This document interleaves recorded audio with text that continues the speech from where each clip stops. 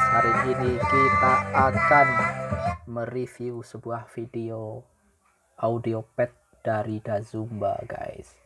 Ini bentuknya mungil imut tapi suaranya menggelegar. Mau dicoba? Oke, kita coba. Kita lihat dulu bagaimana bentuknya. Bentuknya ini sangat mungil, guys. Tidak ada tombol apapun. Hanya ada satu lubang buat ngecas sama satu lubang buat input,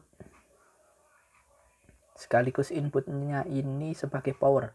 Jadi kalau kita masukkan ini, tancepin, itu langsung nyala, guys.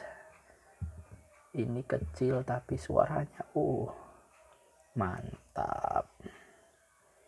Kita coba langsung ya, guys. Kita coba. Kita coba ini. Kalau dipegang saja terasa banget, terasa sangat, bassnya sangat nendang. Wow,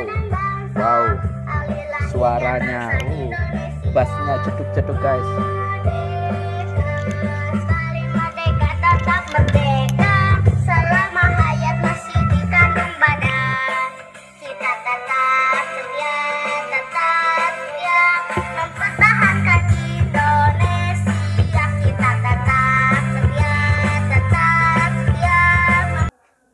Oke, kita akan ganti lagunya yang lebih jeduk-jeduk ya. Tunggu dulu. Tunggu. Masih nyari-nyari lagu yang jeduk-jeduk.